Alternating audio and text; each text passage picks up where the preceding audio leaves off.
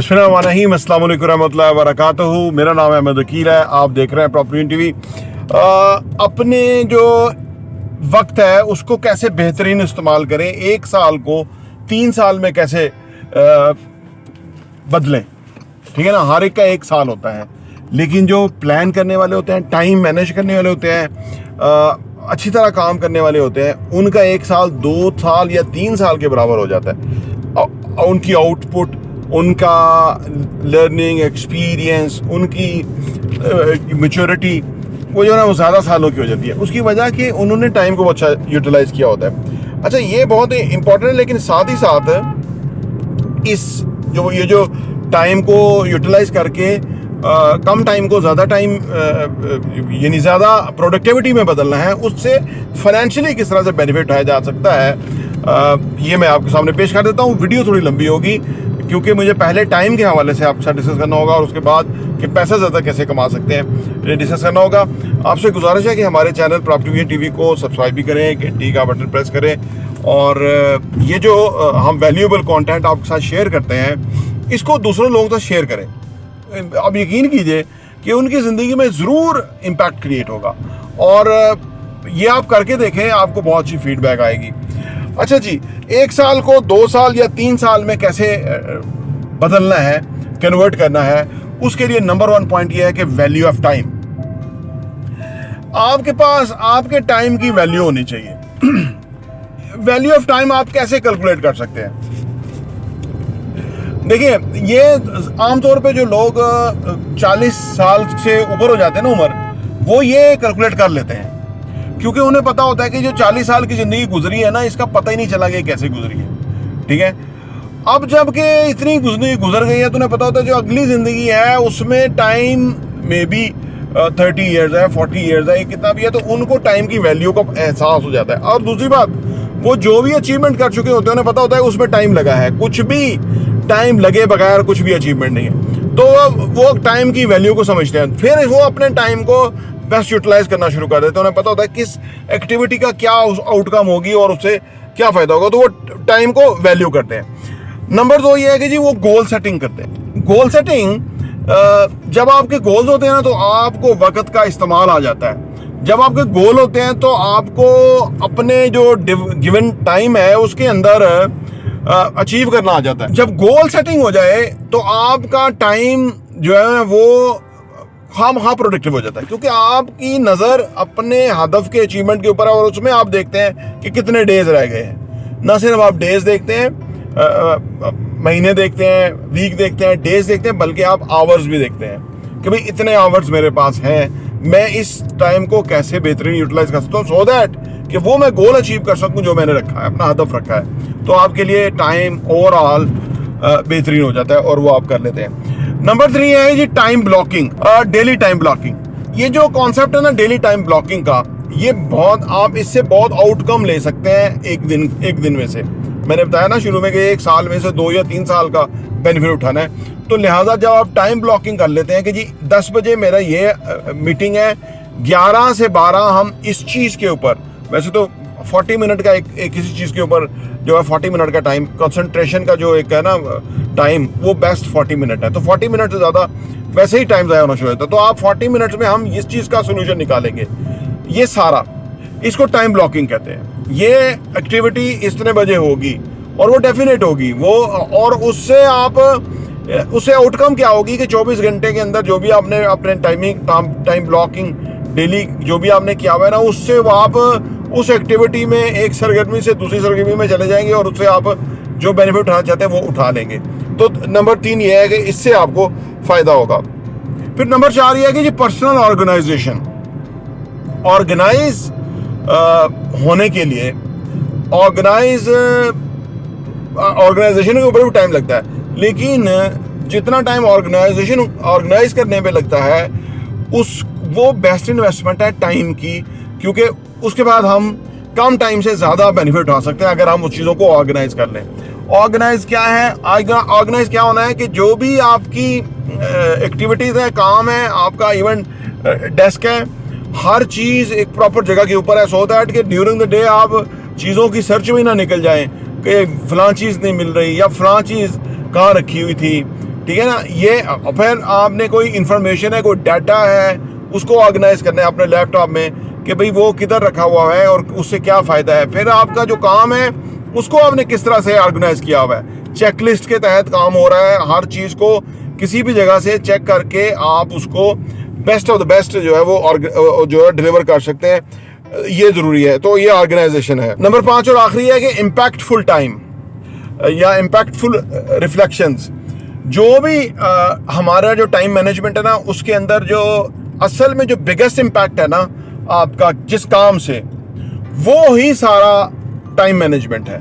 यानी हमने 8 घंटे, 10 घंटे, 12 घंटे, 14 घंटे का जो हमारी पूरी वर्किंग एक्टिविटीज़ है, उसमें से इम्पैक्टफुल आउटकम क्या है, ठीक है ना। अगर इस पे नज़र होगी हमारे, क्योंकि कहते हैं कि सारे दिन में जो हमारे 20% काम है ना, वो उनका बिगेस्ट इम्पैक्ट होता है पूरे डे के ऊपर। यानी 80% एनर्जी लगा के 20% नताइज मिलते हैं। 20% एनर्जी लगा के अगर 80% नताइज मिले तो ये बेस्ट है। इससे आप बहुत फ़ायदा उठा सकते हो। ये 5 तजावीज़ हैं।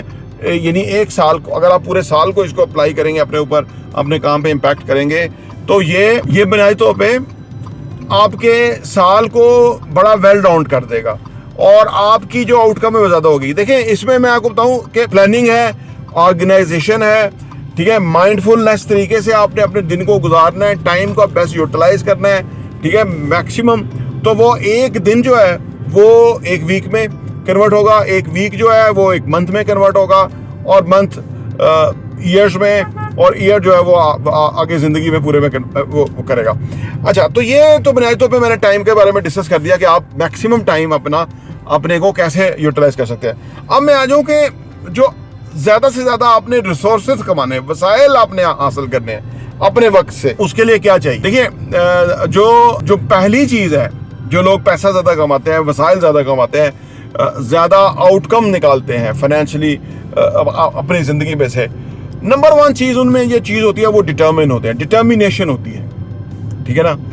डिटर्मिनेशन बुनियादी तौर पे सक्सेसफुल लोगों के अंदर पाई जाती है, नाकाम लोगों में नहीं पाई जाती। वो डट नहीं सकते, वो बाकायदा रेगुलर नहीं हो सकते, वो चीज़ों में कंसिस्टेंट नहीं होते। यानी वो जहाँ मुश्किल आई उससे वो वे आउट नहीं निकालते। जो एंट फिलॉसफी है ना, कि वो चूंटी जो है वो बुनियादी तौर पे रास्ता निकालती है। वो किसी के साथ अगर उसको रुकावट आ जाए तो वो लेफ्ट से, राइट से, नीचे से, ऊपर से, कहीं से भी वो निकलती है अपनी मंजिल की तरफ। तो बुनियादी तौर पे जो डिटर्मिनेशन, जो लोग डिटर्मिन रहते हैं वो ज़्यादा कमाते हैं, क्योंकि हर वक्त प्रॉफिट्स नहीं है, हर वक्त फ़ायदा नहीं है, हर चीज़ जो है वो बेनिफिशियल नहीं है। लेकिन जो है वो जो डिटर्मिन रहते हैं वो उससे आउटकम उठाते हैं। उन्हें पता होता है कि ये चीज़ काम करेगी, अगर वो सब कुछ इन ऑर्डर है, सही तरह से कर रहे हैं, तो वो चीज़ फिर डेफिनेट काम करेगी। तो नंबर 1 चीज़, जो लोग पैसा बहुत कमाते हैं वो डिटर्मिन रहते हैं। नंबर 2 है कि जी, जो ज़्यादा पैसा कमाते हैं ना, वो लव देयर वर्क वाला मामला है। मैंने भी ज़िंदगी में बड़ी लेट मुझे ये चीज़ अल्लाह ने अता की, मैं सर्च में था, फाइनली मुझे मिली। तो जो काम आपको पसंद है, जो आपका शौक़ है, जो आपका पैशन है, जो आपका जुनून है, वो काम है, वो काम आपका है। और ये एक्सपीरियंस कर के, तजुर्बे कर के आप फाइनल उस स्टेज पे पहुंचते हैं। ऐसे नहीं कि अचानक पहुंच जाएंगे, अचानक आपको पता लगे अच्छा जी मेरा तो ये काम है। कई लोग तो कहते हैं हम शुरू करते हुए ही हमें पता लग जाए, नहीं लगेगा पता। आपके अंदर अल्लाह ने 2-3 बहुत बड़ी सलाहियतें दी होती हैं हर इंसान के अंदर। अब उन 2-3 सलाहियतों में से कोई एक सलाहियत ऐसी होती है जो आपके लिए ना बड़ी फ्रूटफुल बन सकती है अगर आप उसके ऊपर काम करें, और वो आप काम करते हैं और वो हो जाती है। अच्छा, जब आप अपने सही एरिया में हो, जैसे मैं, आप देखें ना, आपके सामने वीडियो लेके आता रहता हूँ, ये मैं जितना आपके सामने ये प्रेजेंट कर देता हूँ, फिर मेरी नई सर्च शुरू हो जाती है, फिर नई पढ़ाई, फिर नई सोच, फिर नए जो है ना वो नए ज़ाविये जो है वो मैं तलाश करता हूँ कि क्या चीज़ जो है वो काम करेगी। तो ये एक, इससे क्या होता है कि मैं एक चीज़ डिलीवर कर रहा हूँ और नई चीज़ लर्न कर रहा हूँ, अपने आप को उसमें से जो बेस्ट है वो उसको अपनी ज़िंदगी में अप्लाई कर रहा हूँ। तो ये सारा कुछ जो है तब होगा कि जब आप अपने काम से मोहब्बत करेंगे। कोई इसमें कोई 12-14 घंटे मेरे लिए कोई प्रॉब्लम नहीं है, नॉट ए बिग डील, बल्कि मैं उसको 12-14 घंटे ही इंजॉय करता रहता हूँ इस सारी एक्टिविटी को। तो पैसा वो कमाते हैं जो वो काम करते हैं कि जो उनको काम पसंद है। लोग अपने काम को नापसंद करते हुए भी करते ही रहते हैं, जिंदगी गुजार लेते हैं लेकिन पैसा नहीं कमाते। नंबर 3 है जी हार्ड वर्क। ज्यादा पैसा कमाने के लिए हार्ड वर्क चाहिए, आपको मेहनत चाहिए। मैंने अर्ज किया ना कि अगर आपको वैसे 12-14 घंटे मेहनत करनी पड़े तो उससे बड़ा अजाब कोई नहीं है, उससे बड़ा बोझ कोई नहीं है, उससे बड़ी अनहैप्पी रहने की चीज़ कोई नहीं है, क्योंकि आप काम में जुटे हुए हैं। काम तो जो है ना इंसान नहीं कर सकता, काम नहीं इंसान कर सकता, शौक कर सकता है। वो शौक में 24 घंटे करे, वो थोड़ा भी सोएगा तो फिर भी खुश रहेगा। तो लिहाजा हार्ड वर्क करने के लिए ज़रूरी है कि आप सही एरिया अपनी ज़िंदगी के अंदर, सही एरियाज के अंदर हो, सही एरिया में आप काम कर रहे हो, ठीक है। तो तब आपको आपकी जो है वो पैसा ज़्यादा कमाएंगे, तब आपकी जो वर्किंग है वो आपको फ्रूटफुल होगी और ज़्यादा फायदा देगी। नंबर 4 ये है कि जी माइंडसेट शिफ्ट। देखिए पाकिस्तान जैसे मुल्क के अंदर ना आपको चीज़ें को बदलना पड़ता है, तरजीहात को बदलना पड़ता है, प्रायोरिटीज़ को बदलना पड़ता है। यहाँ क्योंकि सब कोई बदल, रजीम चेंज हो जाता है, सब कोई बदल जाता है, डॉलर का कोई पता नहीं, टैक्स का कोई पता नहीं है जी, पेट्रोल का कोई पता नहीं, यानी हर चीज़ का कोई पता नहीं। तो लिहाजा आपको ना अपने माइंडसेट को शिफ्ट करना पड़ता है, ठीक है ना। तो अब आपने ग्रोथ माइंडसेट रखना है, कभी आपने पॉजिटिव माइंडसेट रखना है, कभी आपने प्रोग्रेसिव माइंडसेट रखना है, कभी आपने लर्निंग का माइंडसेट रखना है। तो ये बहुत सारे शिफ्ट हैं जो आपको करने पड़ेंगे, क्योंकि ये हमने एक और वीडियो बनाई थी जिसमें हमने बताया था कि माइंडसेट, बल्कि वो आज ही शायद रिकॉर्ड हुई है, वो 2-3 दिन में आपके सामने आएगी कि पॉजिटिव और नेगेटिव माइंडसेट क्या है। तो पॉजिटिव माइंडसेट के अंदर भी 4-5-6 वेरिएशन है, वो कब कौन सी अप्लाई करनी है ये बेहद ज़रूरी है। अगर आप ट्रैफिक में फंस गए हैं, मैं अगर किसी चीज़ के ऊपर हूँ तो मैं उसको अगर मैं किताब को रीड करना शुरू कर दूँ तो ये मेरा लर्निंग माइंडसेट हो गया कि मुझे पता है कि अब ये 15 मिनट आधा घंटा जो है वो यहाँ जाएगा, तो मैं इससे लर्न कर लूँ, रीड कर लूँ, समझ जाऊँ, अपनी कोई नई चीज़ को क्लियर कर लूँ। तो ये माइंडसेट शिफ्ट आपको आना चाहिए अगर आप ज़्यादा पैसा कमाना चाहते हैं। एक तरह से आम निज़ाम नहीं चलता, दुनिया में चलता होगा, दुनिया में जो रजीम चेंज इस तरह नहीं होती होगी, वहाँ पे टैक्सेशन का एक सिस्टम होगा, वहाँ पे पेट्रोल की कोई कीमत होगी, वहाँ पे जो इंटरेस्ट रेट है वो एक सही रहता होगा, वहाँ पे कोई जमहूरियत होगी, वहाँ पे कोई आइन होगा, कानून होगा, वहाँ पे कोई रूल ऑफ लॉ होगा, वहाँ पे कोई इंसानी हकूक़ होंगे। हमारे यहाँ नहीं है बदकिस्मती से। तो लिहाजा आपका माइंडसेट जो है ना वो वक्त के साथ बदलना है कि क्या कब किसका क्या कर रहे हैं, तो वो ये होगा। और नंबर 5 और आखिरी ये है कि इंटेग्रिटी, ईमानदारी चाहिए आपको, साफ गोई चाहिए पैसा ज़्यादा कमाने के लिए। क्योंकि देखें आप ना यहाँ पे कोई भी काम करें ना, आपकी एक पहचान बनेगी, यार ये बंदा डेडली ऑनेस्ट है, ठीक है ना, ये फ्रॉड नहीं करता, ऐसी किसी चीज़ में ये हो ही नहीं सकता, ठीक है। इतना यकीन होना चाहिए यहाँ पे, क्योंकि यहाँ पे बहुत फ्रॉड है, यहाँ पे बहरूपिये हैं और वो फ्रॉडिये हैं, और उन्होंने एक ऐसा सर्टन लोगों के लिए एक जाल बिछाया हुआ है कि जिसके जाल में जो फंस गया वो गया। तो वो इसलिए लोगों का ट्रस्ट नहीं है। पाकिस्तान में पैसा इसलिए लोग ज़्यादा नहीं कमाते कि हर कोई धोखाधड़ी में है, हर कोई दूसरे को काटने के चक्कर में है। तो जो अगर आप किसी को काटने के चक्कर में होंगे, कोई एक दफ़ा ही कटा जाएगा आपसे, वो दूसरी दफ़ा किसी और से कट सकता है, किसी और के साथ भी वो एक्सपेरिमेंटल वैसे पे उसका नुकसान हो जाए, फिर तीसरा फिर चौथा। मुझे तो लगता है पाकिस्तान में बिजनेस चाल इस तरह रहा है कि लोग इस तलाश में हैं कि कोई ईमानदार जो है ना, वो पेंट करने वाला ईमानदार मिल जाए, प्लम्बर को ईमानदार मिल जाए, मिस्त्री को ईमानदार मिल जाए। तो इसका मतलब है जो हम काम कर रहे हैं इसका भी लोग ढूंढ रहे होंगे कि वो ईमानदार मिल जाए। तो ईमानदार बन जाए, को हैं ही ना पायद, अपनी बात पे खड़े होने वाला बन जाए, हैं ही ना पायद, बहुत कम है। गुर्बत जो असल में जो गुर्बत है या कम पैसा कमाना है, उसमें फेयरनेस ना होना बहुत बड़ी रीज़न है। फेयरनेस का मुजाहरा करेंगे तो कस्टमर आपके ऊपर ट्रस्ट करेगा और वो आपके साथ आपकी प्रोडक्ट और ख़रीदेगा और आपके साथ काम करेगा और आपका इन्वेस्टमेंट करेगा और आपके साथ जो वो आगे बड़ी फिजिबिलिटी में काम करेगा।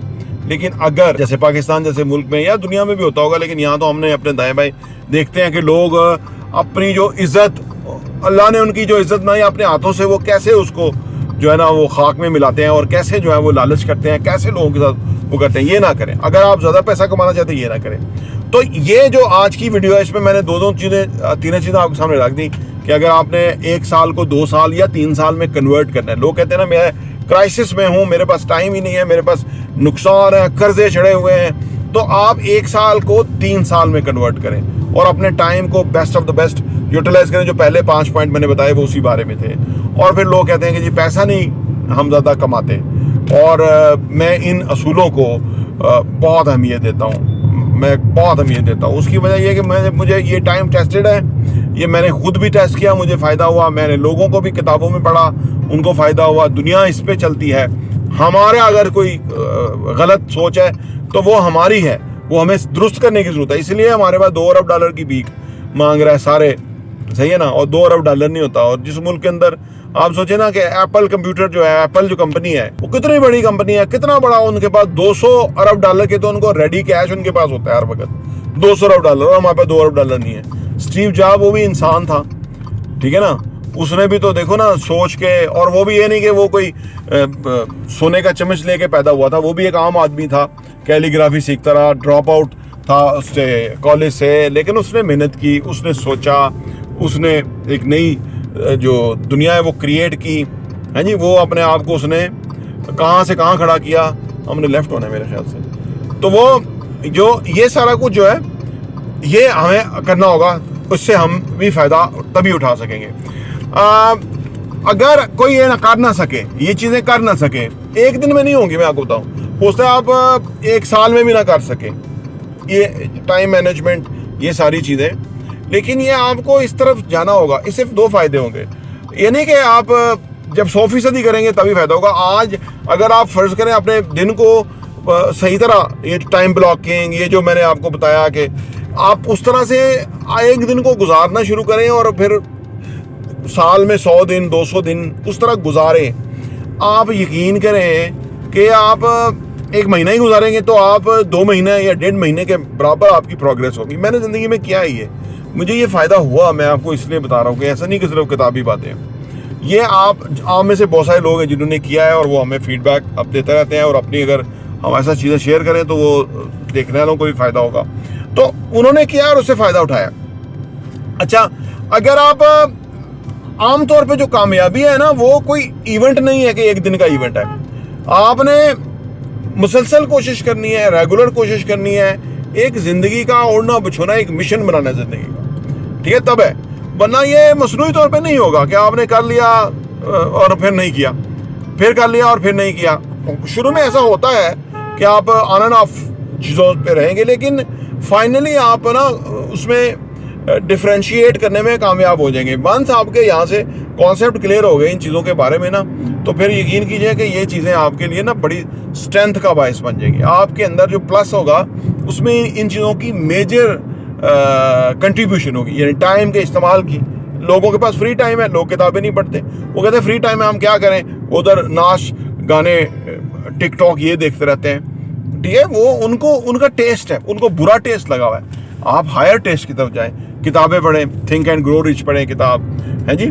और ये जो एक बहुत ज़बरदस्त किताब है, how to win friend and influence people, ये पढ़ें, है जी। रिच डैड पुअर डैड, ये किताब पढ़ें। यानी ये किताबें हैं कि जिनको आपको बाकायदा पढ़ना है। कुरान पाक सबसे बड़ी किताब, उसको रोज़ पढ़ना है, बाकायदा पढ़ना है, और फिर आप देखें कि इम्पैक्ट क्या आता है। हमें शुरू से बताया गया था नहीं, ये कुरान पाक समझ नहीं आता है, ये जो हमें तो अब क्योंकि बाकी भी किताबें पढ़ते हैं, तो ये किताब कुरान पाक ऐसी किताब है, अगर आप उसको उर्दू में भी पढ़ें तो वो आपको अब बहुत कुछ देगी। आपको ना अपने साथ आपको अपने साथ ना बड़ी गाइडेंस मिलेगी खुद आप तर्जुमा पढ़ के, क्योंकि उसमें हर किताब, हर बात जो आजकल में जो भी कुरान पाक हुआ उसमें नाल तफसीर भी है, अहादीस की रोशनी में उसको और वाज़ह कर दिया गया है। तो वो तो कमाल ही हो जाता है ना, यानी कुरान पाक का तर्जुमा हो और उस पर अहादीस की रोशनी में उसको वाज़ह कर दिया जाए, तो फिर पीछे कोई बात रहती नहीं है। और अगर रहे भी तो आज तो हर चीज़ को इधर यूट्यूब के ऊपर ही लोगों ने इतना काम कर दिया हुआ है। तो मेरा अर्ज करने का मतलब ये है कि आप हायर टेस्ट की तरफ जाएं, तो ये आपकी ज़िंदगी में बहुत फ़ायदा होगा। एक तो आप ये टाइम शाइम वाला मामला, और दूसरा पैसा किस तरह से कमाना है, क्योंकि पैसा जो, अगर कोई पैसे नहीं कमा रहा तो कुरान में उसका भी हल मौजूद है। कोई सेहतमंद नहीं है तो कुरान में उसका भी हल मौजूद है जी। कोई, अगर आप सोचें, कोई प्रोग्रेसिव नहीं है तो कुरान क्या क्या कुछ बयान कर रहा है, 1400 साल पहले वो बयान कर दिया कुरान ने। तो वो सारा कुछ रेफरेंसेस वहाँ से आपको मिल जाएंगे, आपकी आंखें खुल जाएंगी, आपका ब्रॉडर विजन हो जाएगा चीज़ों के बारे में। तो वीडियो लंबी हो गई, इसके लिए माजरत, लेकिन यह है कि इन चीज़ों पे इंशाल्लाह मैं काम करता हूँ और इसलिए मैं आपको रिकमेंड कर रहा हूँ। प्रॉपर्टी टीवी देखने का बहुत बहुत शुक्रिया।